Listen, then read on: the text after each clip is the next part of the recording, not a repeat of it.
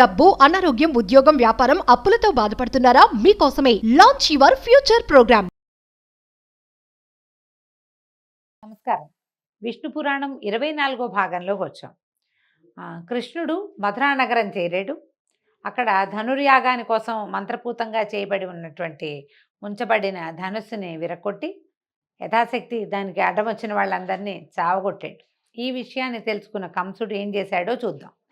కంసుడు ఈ విషయం ఎప్పుడైతే తెలుసుకున్నాడో రోషభీషణాకారుడై మల్లయుద్ధ వీరులైన చాణూర ముష్టికులు ఇద్దరిని రప్పించి వాళ్ళకి నూతన అంబరాలు ఆభరణాలు ఇచ్చి ఈ రామకృష్ణుల్ని ఎదిరించండి, వేరువేరుగా అయినా సరే కుమ్మక్కైనా సరే ఎలాగైనా నా పగవారిని రూపుమాపి నా మనోవ్యాధిని పోగొట్టండి, ఇలా చేస్తే కనుక రేపొద్దున సిరి సంపదలన్నింటికీ మీ ప్రాపే కాపు అని చెప్పాడనమాట. రేపు ఉదయమందు మీ మల్లుడితోటి రంగమధ్యంలో ఉండి ఆ పిల్లలిద్దరినీ రూపుమాపండి అన్నాడు. కువలయాపీఠం అనే మదగజం ఒకటి ఉంది మన దగ్గర, దానిని మావిటివాడు తీసుకొచ్చి వాడిని రప్పించి ఈ సభాభవనం ముఖద్వారం దగ్గర ఉంచండి. ఈ బలరామకృష్ణులు ఇద్దరు ద్వారాన్ని సమీపించగానే ఏనుగుతోటి వాళ్ళిద్దరిని తొక్కించండి. ఎందుకైనా మంచిది, మన సైన్యాన్ని తీసుకొచ్చే సైన్యాధిపతులని సిద్ధంగా ఉండాలని చెప్పండి అని పంపించాడు. తెల్లవారగానే స్నానము రాతముస్తాబు అయ్యి రంగ సమీపాన ఉన్నటువంటి ఒక పెద్ద మంచం, ఉత్తుంగంగా ఉన్న పెద్ద మంచం మీద కూర్చున్నాడట. ముందు వెనక పక్కలా ఉండవలసిన చుట్టాలు, ఉద్యోగులు, మిత్రులు ఆసీనులుగా ఉన్నారు. పౌరకాంతలంతా ఈయన గారి ఈ కంసుడి యొక్క వైభవాన్ని చూస్తూ బంగారు మేడల నుంచి ముచ్చటగా కబుర్లు చెప్పుకుంటున్నట్ట. వసుదేవాది యాదవులు, నందాది గోపాలురు సముచిత స్థానాల్లో ఉన్నారు. చాణూర ముష్టికులు మల్లయుద్ధానికి తగిన వేషాలు ధరించి అనుచరులతో కలిసి రంగమధ్యంలో ఉన్నారట. కువలయాపీడంతో మావటివాడు వాకిట్లో సిద్ధంగా ఉన్నాడు. ముఖద్వారం దగ్గర చతురంగ బలం నలుదిక్కులా మోహరించి ఉంది. ఆ దశలో కంసుని అనుమతితోటి రామకృష్ణులు వచ్చారు. వాళ్ళ వెనకాల పడి కొంతమంది గోపబాలకులు కూడా వచ్చారట. కృష్ణునితోటి చాణూరుడు, రామునితోటి ముష్టికుడు యుద్ధానికి సిద్ధంగా ఉన్నారు, ముష్టి యుద్ధం చేయటానికి.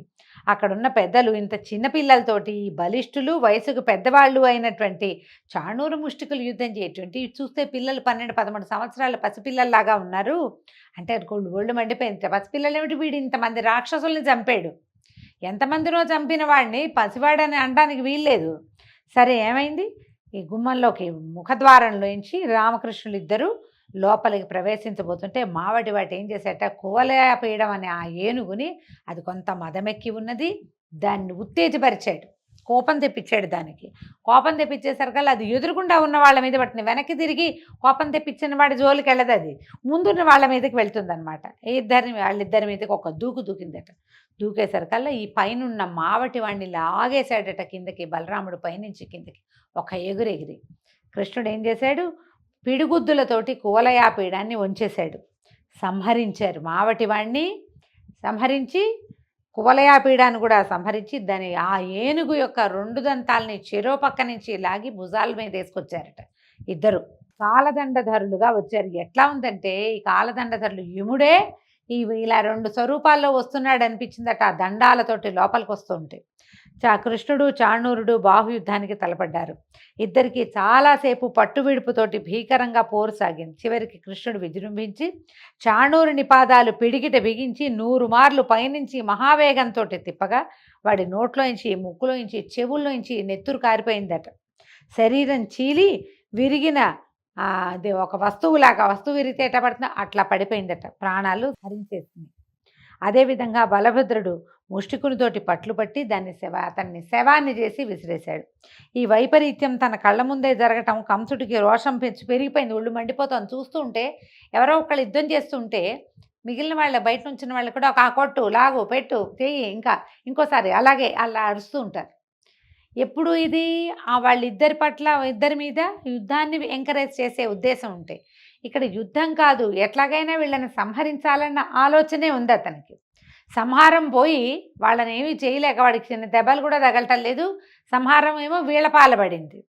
ఈ వైపరీత్యం చూసేసరికల్లా కోపం పట్టలేక దేవకి వసుదేవుల్ని చెరసాలలో బంధించండి, నా తండ్రి ఉగ్రసేనుడి తల తెగ నరకండి, యదువృష్టి కాంభోజ అంధకారులను వాళ్ళందరినీ కొర్రుళ్ళు నాటి బాధించండి, నందాదులను గొల్లలను చితకొట్టి వాళ్ళ ఆలమందలను ఆస్తిపాస్తుల్ని కొల్లగట్టండి అని ఆజ్ఞలు జారీ చేసి నేను ఈ పిల్లలు బలరామకృష్ణుల పని పెడతానని వాద్యాలు వాయించద్దని చతురంగ బలాన్ని రమ్మని ఆజ్ఞాపించగా ఆజ్ఞాపించాడు, అరిచి కేకలు పెడుతున్నాడు అనమాట. ఇప్పుడు ఇద్దరు గెలవంగానే వెంటనే వాద్యఘోష వినపడుతుంది, గెలిచారు గెలిచారు శభాష్ అని. ఈ శభాష్లు వద్దంటున్నాడు అనమాట. ఈ చతురంగ బలాల్ని కూడా వచ్చేసేయమన్నాడు రంగం మీదకి అనేసరికల్లా కృష్ణుడు ఏం చేశాడట, ఒక్క ఎగురెగిరి ఏ మంచం మీద అయితే కంసుడు ఉన్నాడో అక్కడికి ఒక ఎగిరి పైకి వెళ్ళాడట.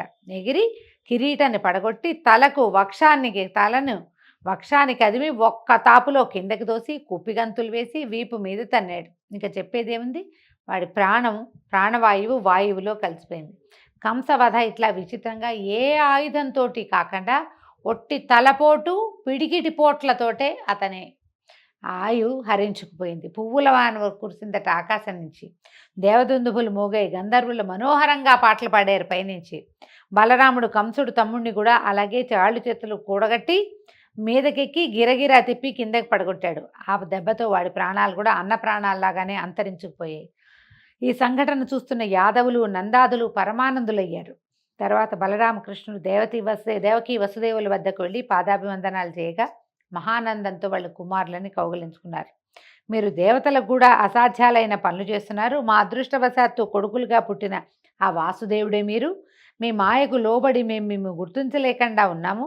మా ఎందున్న మాయను పోగొట్టి భక్తితో మా జీవితాలను పెనవేసి మా ఎందున్న అపరాధాలను బాపి రక్షించమని భగవత్ ప్రార్థన చేస్తున్నట్టుగా కుమారులని ప్రార్థించారట.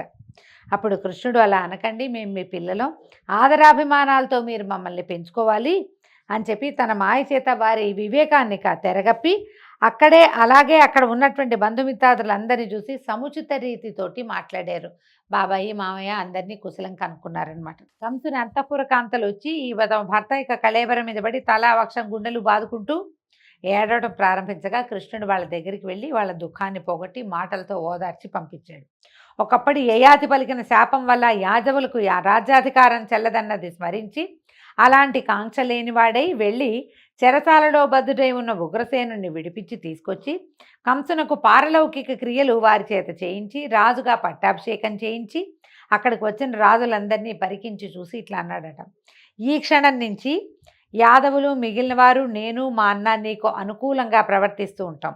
ఏలాంటి నెదురు బెదురు లేక పరిపాలన సాగిస్తూ ఉండని ఉగ్రసేనుడికి ధైర్యం కలిగించి వాయువుని ఆహ్వానించాడట. ఇంద్రుడి వద్దకు వెళ్ళి నేను ఇమ్మన్నానని చెప్పి సుధర్మను అడిగి తీసుకురా అని అడగంగానే వాయుదేవుడట అమరావతికి వెళ్ళి సుధర్మని తీసుకొచ్చాడు. సుధర్మ అంటే దేవసభట. సుధర్మని తీసుకొచ్చాడట. ఉగ్రసేనుడు ఆ సభ మధ్య పీఠాన కూర్చుని ఈ సుధర్మ అనే దేవసభని భూలోకానికి మన ద్వారకా అనకూడదు మధురా నగరానికి తీసుకొస్తే ఇక్కడ ఈ ఉగ్రసేనుడు ఆ సుధర్మలో కూర్చునే పాలన చేసేవాడట. ఈ విధంగా కృష్ణలీల చెప్పగా విన్నటువంటి మైత్రేయుడు మహాత్మా శ్రీకృష్ణుని బాల్యలీలలు విని పరమానంద భరితుడయ్యాను. ఆ అవతార పురుషుని తర్వాతి వృత్తాంతము అలాగే బలభద్రుని చరిత్ర కూడా వర్ణించి చెప్పు, వివరంగా చెప్పమని మైత్రేయుడు అడిగేసరికల్లా పరాశర మహర్షి ఇట్లా చెప్తున్నారు. ఇలా ఉగ్రసేనుని యాదవరాజుగా పట్టాభిషిక్తుని చేసి అతని చేత నానా యజ్ఞాలు ఎన్నో రకాల యజ్ఞాలు చేయించి అన్నదమ్ములిద్దరూ విద్యార్థులై అవంతిపురానికి వెళ్ళి వేదశాస్త్ర పారంగతుడైన సాందీపుడు అని కూడా అంటారు, ఆయనకి శిష్యులయ్యారట. తర్వాత కొంచెం పెద్దవాళ్ళు అయ్యాక మామూలుగా 8వ ఏటే గురువాశ్రమాలకు వెళ్ళిపోతారు. కానీ వీళ్ళు 12-13 సంవత్సరాలు వచ్చేదాకా ఇక్కడే ఉన్నారు. అప్పుడు పంపించారు చదువుకి. పంపించేసరికల్లా అక్కడికి వెళ్ళి 64 విద్యలు 64 దినాలలో నేర్చుకున్నారట. గురువు అబ్బురపాటుతో చూసేట, అయ్యో ఏమిటిది భగవద్విలాసం, ఎట్లా వచ్చింది వీళ్ళకి అని. ఈ శిష్యులు ఏమన్నారట, గురుదేవా మేము మీకోసం ఏం చెయ్యాలి, మీకేం కావాలో చెప్పండి, అదే మేము మీకు సమర్పించే గురుదక్షిణ అని అడిగేసరికల్లా అప్పుడు ఈయన ఏం చెప్పాడట, ఈ సముద్రం పక్కనే ప్రభాసం అనే తీర్థం ఉంది. ప్రభాస తీర్థం అహ్మదాబాద్కి దగ్గరలో ఉంటుంది, గుజరాత్లో ఉంది. అక్కడ దానిలో నా కొడుకు చిన్న వయసు వాడు పడి మరణించాడు, వారిని బతికించి తీసుకురండి అని అడిగాడట. అప్పుడు ఈ బలరామకృష్ణులు ఇద్దరు అస్త్రశస్త్రాలు ధరించి సముద్రం దగ్గరికి వెళ్ళగా సముద్రుడు భయపడి ఘోషించాట, పెద్ద మోత వచ్చిందట సముద్రంలోంచి. అప్పుడు పంచజనుడు అనే రాక్షసుడు శంఖరూపుడితోటి ఆ బ్రాహ్మణ బాలుని చంపాడు అని శబ్దం అనమాట ఆ ఘోషలోంచి. ఈ సముద్రుని ఘోషను అర్థం చేసుకున్నటువంటి కృష్ణుడు అన్నను గట్టు మీద ఉండమని సముద్రంలోకి ప్రవేశించి పంచజనుడనే వాడిని సంహరించి వాడి శంఖరూపమైన ఎముక ఘోషించేటట్టుగా చేశాడట. ఆ నాదం రక్కసులకి భీకరము, వేల్పులకి ప్రమోదకరము అయిందట. తర్వాత కృష్ణుడు యమలోకానికి వెళ్ళి తన రాక యమునకు చెప్పి గురుపుత్రుణ్ణి తీసుకొచ్చి గురువుకి అప్పచెప్పాడు. తదుపరి అన్నదమ్ములు గురువుకి నమస్కరించి సెలవు తీసుకుని మథురా నగరానికి వెళ్ళిపోయారట. అంత జరాసంధుడికి కంసవధ గురించి తెలుసు ఆల్రెడీ. జరాసంధుని కూతుళ్ళు ఇద్దరు కంసుని యొక్క భార్యలుగా ఉన్నారు. ఆయన భార్యలుగా అస్థి ప్రాస్తి అనేవాళ్ళు ఆయన సొంత కూతుళ్ళు అనమాట. కృష్ణుడి వల్ల వాళ్ళకి వైధవ్యాన్ని, ఆయన కోపం వచ్చింది, కృష్ణుడి వల్లే వాళ్ళకి వైధవ్యం వచ్చింది, వాడి సంగతి చెప్పాలనుకున్నాడు. 23 అక్షౌహిణుల బలంతో మధుర మీదకి దండెత్తి వచ్చాడట. చాలా పెద్దదండి 23 అక్షౌహిణులు అంటే భారత యుద్ధం కంటే పెద్దది యుద్ధం అనమాట. రామకృష్ణులకి వీళ్ళకి సైన్యం తక్కువ ఉంది మధురా నగరంలో. వీళ్ళు తక్కువ సైన్యంతో ఎదిరించారు. తగిన విల్లు, ఆయుధాలు, అమ్ములు ఏమీ లేవు వీళ్ళ దగ్గర. అయితే ఎప్పుడైతే ఈ ఆయుధాలు లేకుండా కృష్ణుడు యుద్ధరంగానికి వచ్చాడో ఆకాశం నుంచి అక్షయమైనటువంటి బాణాల అమ్ముల పొదులు, అక్షయ తూణీరాలంటారు, తీసిన కొద్దీ వస్తూనే ఉంటాయి, అయిపోవు అనమాట. శార్ంగమలే విల్లు, కౌమోదకి అనే గద కృష్ణుని ముందు, తర్వాత బలిష్టమైన ముసలం అంటే రోకలి, హలం అంటే నాగలి, ఈ 2 బలరాముని ముందు పడ్డాయి. వాటిని ధరించి ఇద్దరు ఈయనేమో ఇది భుజాన్ని వేసుకుని, రోకల్ని ఒక భుజాన్ని వేసుకుని, ముసలాన్ని 2వ చేత్తో పుచ్చుకుని బలరాముడు ఈ విల్లు, తర్వాత అక్షయ తూణీరాలు భుజానికి తగిలించుకుని ఇంకో చేత్తో గదని పట్టుకుని కృష్ణుడు యుద్ధానికి వెళ్ళారట. విపరీతంగా ధరించారు, దారుణంగా రణం సాగించారు. జరాసంధుడు ముందు వెనక చూడక రణరంగాన్ని విడిచి పారిపోయేటట్టుగా చేశాడు. ఈ విధంగా బలరాముడు 18 సార్లు మధురా నగరం మీద దండెత్తారు. ప్రతిసారి రామకృష్ణులతోటి చావు దెబ్బలు తినే పారిపోయారు. తర్వాత నారదుడు ప్రేరేపించగా కాలయవనుడనే యవన ప్రభు మధుర మీదకి దండెత్తి రావడాన్ని తెలుసుకుని ఈ కృష్ణుడు ఏమనుకున్నాడట ఆలోచించి, ఎవరికీ ప్రవేశశక్యం కానట్టుగా ఒక నగరాన్ని కల్పించాలని సంకల్పించాడు. ఒక నగరాన్ని ఏర్పాటు చేసుకోవాలని. అది ఎక్కడ చేయాలనుకున్నాడు? సముద్రంలో చేయాలనుకున్నాడు. 100 యోజనాల వైశాల్యము, ప్రాకారము, అగడ్తలు, చక్కని పూతోటలు, కోనేళ్లు, లెక్కకు మిక్కిలిగా సుందర మందిరాలు కలిగినటువంటి నగరాన్ని ఏర్పరిచి సముద్రంలో దానికి ద్వారక అని పేరు పెట్టాడు. మధురలో ఉన్న వారందరినీ అక్కడికి పంపించి చతురంగ బలాలతో బలభద్రునే సంరక్షకుడుగా నియమించాడు. కాలయవనుడు గొప్ప సేనతో మధుర మీదకి దండెత్తొచ్చాడు. కృష్ణుడు బాగా ఆలోచించాడు ఎట్లా వీడిని చంపటం అని. అయితే ఏ ఆయుధము లేక రిక్తహస్తాలతోటి కాలయవనుని వద్దకు వెళ్ళి తన పేరు చెప్పి, నేను పరిగెత్తుకుంటూ పోతూనే ఉంటాను, చేతనైతే వెంట తగిలి పట్టుకొని పరిగెత్తాడట. పెట్టేసరికల్లా ఈ యవనరాజు పరిగెత్తుకుంటూ ఆయన వెనకాల వెళ్ళాడు. వెళ్ళేసరికి వెళ్ళగా ఒక కొండ గుహలోకి ప్రవేశించాడట కృష్ణమూర్తి.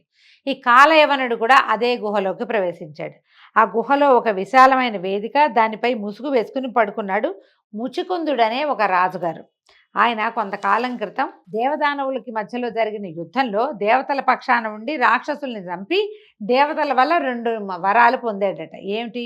నాకు యుద్ధశ్రమ తీరే వరకు చాలా కాలం, యుగాలైనా సరే నిద్రపోవటం, నిద్రలో ఉండగా వచ్చి బలాత్కారంగా లేపిన వాళ్ళు ఎవరైతే వాళ్ళు తన దృష్టికి దొరికితే వాడు కాలిపోవాలి, వాడు సర్వనాశనం అయిపోవాలి, నన్ను నిద్ర లేపకూడదు. ఎవడు నా కంటి చూపుకి దొరుకుతాడో వాడి బూడిదయ్యేట్టుగా దేవతల దగ్గర నుంచి వరం పొందాడు. వరం పొందితే ఈయన ఏం చేశాడు? కృష్ణుడు ఆ గుహలలోకి పరిగెడుతూ ముచికుందుడి గృహలోకి ప్రవేశించి అదృశ్యమైపోయాడు. ఈ నిద్రలో ఉన్న ముచికుందుడి గుహలోకే ఆయన ఎక్కడైతే పడుకున్నాడో అక్కడికి కాలయవనుడు పరిగెత్తుకొచ్చి ఈ పడుకుని ఉన్నటువంటి పొడుగాటి స్వరూపము, పచ్చని బట్ట, తల కింద చేయి పెట్టుకుని పడుకున్న స్వరూపాన్ని చూశారు కల్లా కృష్ణుడే పడుకున్నాడని నమ్మి ఏం చేశాడట, కాలయవనుడు ఒక కాలుతో ముచుకుందుని ఒక తన్నుదన్నాడు. తనంగానే ఆయన మెలకు వచ్చి కళ్ళు తెరిచి చూసేసరికల్లా ఆ కుచూపులోంచి వచ్చిన కోపాగ్ని జ్వాల తగిలి యవనరాజైన కాలయవనుడు నిలువుతా కాలి బూడిదైపోయాడట. చాటుగా ఉన్న కృష్ణుడు ముచుకుందుడి దగ్గరకు వచ్చాడు. అప్పుడు ఎవరు నువ్వు అని రాజుగారు ప్రశ్నిస్తే, వసుదేవుననే యాదవుని కొడుకును నన్ను కృష్ణుడు అంటారు అనగానే పరిగెత్తుకుంటూ లేచి వచ్చాడట ముచుకుందుడు. లేచి వచ్చి ఆయనకి సాష్టాంగంగా నమస్కరించి, దేవదానవ యుద్ధం తర్వాత ఇంద్రుని మాట మీద ఈ కొండ గుహలో నిద్రించడానికి నేను వస్తుంటే గార్గ్యుడు అనేటువంటి ఒక బ్రాహ్మణుడు, ఒక ముని నా దగ్గరకు వచ్చి, రాజా, ద్వాపర యుగాంతమునందు భూభారం తీర్చడానికి మహావిష్ణువు యదువంశం నందు దేవకీ వసుదేవుల కుమారుడుగా జన్మిస్తాడు, కృష్ణుడనే పేరు కలిగి ఉంటాడు, నీకు ఆ దేవుని దర్శనం అవుతుంది, శుభప్రదుడితో నీకు మోక్షం లభిస్తుందని చెప్పారు. తండ్రి దయచేసావా ఇంతకాలానికి. ఈ ముచికుందుడు కృతయుగానికి చెందినవాడండి. ద్వాపర యుగం దాకా పడుకున్నాడు. మొత్తం కృతయుగం ముప్పాతికి నిద్రపోయినట్టే. అక్కడి నుంచి త్రేతాయుగం మొత్తం నిద్రపోయాడు. ద్వాపర యుగాంతంలో జన్మించాడు కృష్ణ పరమాత్మ. ఆయన తర్వాత 5000 సంవత్సరాలే తర్వాత వచ్చేసింది కలి. ముచుకుందుడు గుర్తుపట్టాడు అనమాట. బట్టి అప్పుడు ఇది పరమాత్మకి దండం పెడితే ఆయన ముకుందుడు ప్రసన్నుడై ఏమన్నాడంటే, రాజా, నా మాట వల్ల దివ్యభోగాలు అనుభవించి మంచి వంశంలో పుట్టి వైభవాన్ని పొంది పూర్వజన్మ జ్ఞానం కలిగి నీకు ఇష్టమైన లోకంలో ఉండు, తర్వాత జన్మాంతమందు మోక్షాన్ని పొందమని చెప్పాడు. వరాలు ఇచ్చి బయటికి వెళ్ళిపోయాడు. ఇదండి హైదరాబాదు చుట్టుపక్కల సమీపంలో ఉన్నటువంటి అనంతగిరి కొండల మీద జరిగింది. ఇక్కడ ఈయన ఏం చేశాడట, ఈ ముచుకుందుడు కృష్ణుని పాదాలు తన అర్ఘ్యపాత్రతోటి, తన దగ్గర ఉన్న పాత్రతో ఉన్న నీళ్లతోటి పాదాలు కడిగితే అదే ముచుకుంద నది అయిందట. దాన్నే మూసీ నది అంటున్నాం. ఇప్పుడున్న మూసీ నది ఈ కాలం నాటిదనమాట. కృష్ణ పరమాత్మ పాదాలు కడగగా వచ్చిన నీరు, ఆయన పాదాల మీద నుంచి స్రవించిన నీరే మూసీ నదిగా మారింది. ఇది ఇక్కడే జరిగిందని దీనికి ఐతిహ్యంపు కథలు కూడా ఉన్నాయి, చారిత్రక ఆధారాలు కూడా కొన్ని 1-2 ఉన్నాయి. పెద్ద పాదాలు ఉన్నాయి ఆ గుహల్లో అని చెప్తారు. అయితే రాజుగారి బయటకు వచ్చి చూశాడు. ఈ ముచుకుందుడు బయటకు చూస్తే స్వల్పంగా ఉంది జనసమూహం, అందరూ పొట్టివాళ్ళుగా కనపడతారు. ఈయన కృతయుగం నాటివాడు కదా, అప్పుడు ఎంత పొడుగాటి వాళ్ళు, భూమి ఆకాశాలు పట్టకుండా ఉండేవాళ్ళు పొడుగ్గా. అమ్మో, ఈ కలియుగారంభం అయిపోయింది, ఈ స్వజనం వద్ద నేను ఉండలేను అని అసహించుకున్నాడట. ఇంత పొట్టి వాళ్ళతో ఎట్లా ఉంటామని గంధమాదన గిరికి పోయి తిరిగి తపశ్చర్యను ఆరంభించాడు. కృష్ణుడు శత్రువులను పరిమార్చి వాళ్ళ సంపదలన్నీ గ్రహించి తెచ్చి తాతకిచ్చేవాడట. ఈ విధంగా కృష్ణ సంరక్షణలో యాదవ వంశం ఆ అభివృద్ధి కలదై రాణించింది. ఒకనాడు ఇలా ఉండగా బలభద్రుడు కృష్ణునితోటి చెప్పి గోకులానికి వెళ్ళాడట. మధుర నుంచి గోకులానికి వెళ్ళాడు. యశోదానందలకు నమస్కరించి గోపాలుడు అందరినీ పలకరించి కానుకలిచ్చి గోపికలకేమో వస్త్రాలనిచ్చి ఆనందంగా విహరిస్తూ ఉండగా ఒకనాడు వరుణుడు వచ్చాడట. బలరామునకు వివిధ మణిమయ భూషణాలు ఇచ్చి ఇష్టాగోష్ఠి జరిపాక బలరాముడు అడిగాడట, ఏమయ్యా, నీ కాలంలో ఒక కాలంలో నీ నుంచి వచ్చినటువంటి వారుణిని సేవిస్తారు కొందరు పెద్దలు, దానివల్ల ఏమవుతుంది, వరుణుడి నుంచే వారుణి వచ్చిందంటే, వారుణి అంటే మద్యమేనండి, ఇది ఎలా ఎందుకు అని అడిగేసరికి వరుణుడు చెప్పాట, దేవదానవులు అమృతం కోసం పాల సముద్రాన్ని తరుస్తూ ఉన్నప్పుడు అమృతం కన్నా ముందొచ్చింది వారుణి. రోగాలను పోగొడుతుంది, బలవృద్ధిని కలిగిస్తుంది, ఆనందంగా విహరించేటట్టు చేస్తుంది. దాన్ని సేవిస్తూనే కదా దేవదానవులు పరమానందంగా కాలం గడుపుతున్నారు. సూర్యుని సేవించని వాళ్ళది ఒక బతుక, నువ్వు కూడా నేటి నుంచి సురాపానం చేస్తూ ఉండు అని చెప్పి ఈ వరుణుడు ఏం చేశాట, వారుని కలశాన్ని బృందావనంలో ఉన్నటువంటి ఒక చెట్టు తొర్రలో స్థాపించి వెళ్ళిపోయాడట. అయితే ఈ కలశంలోంచి వచ్చేటువంటి మద్యం యొక్క గంధము ఆ ప్రాంతానికి ఒక ప్రత్యేకమైన శోభను తెచ్చినట్టు, ఏదో గుమగుమలాడుతూ ఉంటుంది. మద్యం గుమగుమలాడుతుంటే నాకు తెలియదండి, దీంట్లో పురాణంలోనే అట్లా చెప్పబడింది. ఇప్పటి మద్యం ఈ కాలంలో ఉండేవి వేరు, ఆ కాలంది వేరే అయ్యి ఉంటుంది బహుశా. ఒకనాడు బలరాముడు తన వారితో ఆ ప్రాంతానికి తిరగడానికి రాగా ఆ మద్యం యొక్క గంధము ఈయన ఆకర్షించింది. ఏదో మంచి వాసన వస్తుంది, ఎక్కడ వస్తుంది ఈ వాసన అని వెతికితే ఈయనకి వేప చెట్టు త్వరలో కనపడినటువంటి వారుణి కలశాము కనపడిందట. అది వరుణుడు ఉంచిందేనని చెప్పి భావించి యమునా తీరంలో ఉన్న బృందావనంలో గోపికలతో కలిసి సవిలాసంగా మద్యపానం చేశారు. కొందరు గోపికలు కూడా మద్యపానం చేసి వింత పలుకులతోటి విలాసాలతోటి విర్రవీగుతున్నట్టుగా నటించడం ప్రారంభించారు. అయితే ఒక వినోదం కలిగిస్తుంది మద్యపానం. ఏముంది, తాగేసరికల్లా ఒక మత్తు వస్తుంది, ఒళ్ళు ఊగిపోతూ ఉంటుంది, కళ్ళు తిరుగుతూ ఉంటే ఏదో సంతోషం కలుగుతూ ఉంటుంది. దాంతో ఈయన ఏం చేశాడు, హాయిగా వాళ్ళతోటి కబుర్లు చెప్తూ గోపికలందరూ తలా ఒక పిచ్చి వేషము వేస్తుంటే ఆ పిచ్చి వేషాలన్నీ చూసి నవ్వుతూ ఆడుతూ అలసి సొలసి జలక్రీడలు ఆడదామనిపించింది. చాలా చెమట పోస్తోంది, విసుగ్గా ఉంది, స్నానం చేద్దామని మదిరాపాన మత్తుడై అక్కడికి వెళ్ళలేక యమునా నదిని నా దగ్గరికి రా అని యమునని పిలిచాడు. యమున ఎందుకు వస్తుంది, ఆవిడ దారిని ఆవిడ పోతూ ఉంటుంది. ఈ బలరాముడి దగ్గరికి రాకపోయేసరికల్లా కోపం వచ్చిందట. ఓ యమున, ఇలా చూడు, నా చేత్తో కానీ దీంతో కానీ నీ బతుకు 1000 బారలేస్తాను, నా పిలుపు నీకు వినిపించట్లేదా, అంత మదించున్నావా అని యమునని తిడుతూ, తాగబోతు వాళ్ళు ఇలాగే కదండి చేస్తారు, బలరాముడు చేశాడని చెప్తోంది పురాణం. అయితే వెళ్ళి ఏం చేశాడు, యమునా నది గట్టుకి వెళ్ళి నాగల్ని నీళ్ళల్లో ముంచి లాగాడట. లాగేసరికల్లా ఏమైంది, అది విని దేవతలందరూ పైనుంచి ఆశ్చర్యంగా చూస్తుంటారు. ఏం శబ్దం వస్తుంది ఇది అని. పెద్ద ధ్వని, చాలా పెద్ద శబ్దం అట. యమున పెద్ద పెద్ద పాయలుగా అయిపోయి బృందావనంలోకి ప్రవేశించిందట. లాగేసరికి సెపరేట్ అయిపోయింది, కొన్ని పాయలుగా ఏర్పడి ఒక పాయ లోపలికి వచ్చింది. ఈయన ఏం చేశాడు, బలరాముడు భార్య అయిన రేవతితో గోపికలతో ఆ నీళ్లలో క్రీడలు ఆడుతుంటే వాళ్ళ ఆటలు సహించలేక యమున నిజరూపంతో బయటకు వచ్చేస్తుందట. బయటకు వచ్చి బతిమలాడిందట, నన్ను ఇంత గాయాల పాలు చేసావు, ఇన్ని దారులు చేసావు, నన్ను వదిలిపెట్టేసేయి అని బతిమలాడేసరికల్లా సరే భయపడకు వెళ్ళమని జలక్రీడలు ఆపేసి భార్యా సమేతుడై తిరగటం మొదలుపెట్టాడు, విహారం చేయటం మొదలుపెట్టాడట బృందావనంలో. అలా వినోదంగా ఉండగా అప్పుడు వరుణుడు ఏం చేశాట, నల్ల కలువల వన్నెలో ఉన్న తలపాగా, కనకరత్న కుండరాలు, నీలాంబరము, తెల్లని పట్టుగొడుగు ఇచ్చి వెళ్ళాడట. అప్పుడు ఏం చేశాడు, చాలా రోజులు ఈ 2-3 నెలల పాటు బృందావనంలోనే సంతోషంగా గడిపి తర్వాత కృష్ణ సందర్శనం కోసం హలాన్ని భుజం మీద వేసుకుని ద్వారకా నగరం వెళ్ళాడట. అయితే ఆ కాలంలో విదర్భ దేశాధీశుడు కుండినపురంలో నివసిస్తున్నవాడు భీష్మకుడనే రాజు. అతనికి పెద్ద కొడుకు రుక్మి, ఒకే ఒక్క కూతురు రుక్మిణి. అయితే ఆమె రూపురేఖా విలాసాలకు ముమ్మరించి ఎందరో రాజకుమారులు మాకని అడిగేవాళ్ళట, ఆమె చాలా సౌందర్యవతి అని. అయితే ఎవరో ఒకళ్ళకి తీరలా, ఇంకా ఎవరి కోరిక తీరలేదు. శ్రీకృష్ణుని వరించాలని రుక్మిణి యొక్క నిశ్చయము. రుక్మిణిని పరిగ్రహించాలని కృష్ణుడు సంకల్పం చేశాడు కూడా. కానీ ఆమె పెద్దన్న అయినటువంటి రుక్మి శిశుపాలుడికి ఇవ్వాలనే పట్టుదలగా ఉంది. చేదిరాజు అయినటువంటి శిశుపాలుడు రుక్మికి స్నేహితుడు. మళ్ళీ శిశుపాలుడు ఎవరో కాదు, శ్రీకృష్ణుడికి 3వ మేనత్త కొడుకు. అతనికి ఈ అమ్మాయిని ఇవ్వాలని భావించారు. రుక్మి మన శిశుపాలుడిని పిలిచారు కూడా, పెళ్లికి తరలి రమ్మని పిలిచారట. ఈ జరాసంధుడితోటి ఇతోధికంగా స్నేహంలో ఉన్నటువంటి శిశుపాలుడు అందరినీ, తన స్నేహితులందరినీ తీసుకుని కుండినపురానికి వచ్చాడట. స్వయంవర వార్త విన్నటువంటి కృష్ణుడు, బలభద్రుడు మొదలైన అన్నదమ్ములతో, ఇంకా ఉన్నారు ఆయనకి సాత్యకి వాళ్ళు తమ్ముళ్ళు, వాళ్ళందరినీ తీసుకుని తగిన బలగంతో బయలుదేరి కుండినపురానికి వచ్చి కొంచెం దూరంగా అందరినీ పెట్టాడట. మనకేం కథ వింటామంటే భాగవతంలో రుక్మిణీదేవి నుంచి ఒక ఉత్తరం వచ్చిందని వింటాము. అలా కాకుండా స్వయంవర ప్రకటన వినే వీళ్ళు వచ్చారని చెప్తోంది పురాణంలో, ఇట్లా చెప్పబడుతోంది. ఆచారం ప్రకారము రుక్మిణి బ్రాహ్మణ సుమంగళులతోటి దాసీజనంతో ఊరు వెలుపల ఉన్నటువంటి దుర్గాలయానికి వచ్చి ఆరాధన చేసి రాజమార్గానికి రాగా కృష్ణుడు ఆమెను చూసి పరిగ్రహించి రథం ఎక్కించుకున్నాడట. ఆ వార్త తెలిసినటువంటి ఆమె అన్న శిశుపాలాదులతోటి కలిసి కృష్ణుడితో యుద్ధానికి సిద్ధపడ్డాడు. జరాసంధుడు, దంతభక్తుడు, సాళ్వుడు, శిశుపాలుడు మొదలైన వారు మబ్బులు భాస్కరుని ఎదిరించినట్టుగా శ్రీకృష్ణుడిని ఎదిరించాడు. మబ్బులు సూర్యుడిని ఏం ఆపగలవంటే ఊరికే ఒక క్షణం ఆచ్ఛాదన వస్తుంది, తర్వాత సూర్యుడు బయటకు వచ్చేస్తాడు. అట్లా కృష్ణుడి మీదకి వెళ్ళారు. తర్వాత బలరాముడు, సాత్యకి, కృతవర్మ మొదలైన యాదవ సింహాలు విజృంభించి జరాసంధాదుల చతురంగ బలాలను తుకుతుకుగా చితకొట్టారు. ఆ దెబ్బతో జరాసంధుడు తిరిగి పారిపోవాల్సి వచ్చింది. శిశుపాలుడు కూడా చేసేది లేక తన ఊరు తాను వెళ్ళిపోయాడు సిగ్గుబడి.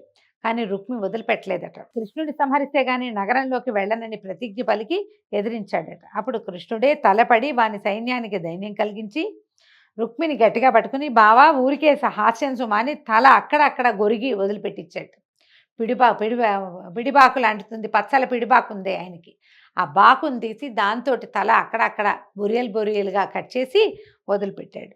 తర్వాత విజయలక్ష్మితో సహా రుక్మిణిని తీసుకొచ్చి ద్వారకలో సలక్షణంగా వివాహం చేసుకున్నాడు. అయితే ఈ వివాహానికే రాక్షస వివాహం అని పేరండి. వధువుని బలాత్కారంగా తీసుకురావటం అనేది ఆ రోజుల్లో విధానంగానే ఉండింది. కృష్ణ పరమాత్మ ఆమెను వివాహం చేసుకున్నాడు. కొంతకాలానికి ఆ దంపతులకు మన్మథాంశంతో ఒక కుమారుడు, అచ్చంగా మన్మధుడిలాగా కనపడేటువంటి ప్రద్యుమ్నుడనే నామధేయంతో ఒక కుమారుడు కలిగాడు. అయితే ఈ పిల్లవాడు పుట్టిన 6వ రోజున శంబరాసురుడు అనే రాక్షసుడు పురిటింట్లోకి వచ్చి పసిబిడ్డని ఎత్తుకుపోయి సముద్రంలో పడేశాడట. కృష్ణుని కుమారుడి వల్ల నీకు మరణము అని ఆ శంబరుడికి ఒక అశరీరవాణి చెప్పింది. అందుకని ఏం చేశాడు, ఆ పని జరగకూడదని చంటి పిల్లవాడినే తీసుకొచ్చి సముద్రంలో పారేశాడు. ఆ శిశువుని ఒక చేప మింగిందట. మింగేసరికల్లా ఏమైంది, ఆ మింగిన చేపని ఒక జాలరివాడు పట్టి శంబరాసురుడి కూతురికే తీసుకుపోయి ఇచ్చాడు ఆ చేపని. ఆ చేపను తరిగేసరికల్లా దానికి దాపుగా ఉన్న లోపలున్న శిశువుని చూసి ఆశ్చర్యపోతుంటే నారదుడు వచ్చి అనేసరికి వచ్చి చెప్పాడు, ఏమని, లలన ఈ పిల్లవాడు శ్రీకృష్ణుని కుమారుడు, జాగ్రత్తగా పెంచు అని చెప్పేసరికల్లా ఆవిడ అలాగేనని పిల్లాన్ని పెద్ద చేసింది. అయితే కాగా శంబరునికే ఈ విషయం తెలిసేసరికల్లా పిల్లాడు కొంచెం పెద్దవాడయ్యాడు ప్రద్యుమ్నుడు.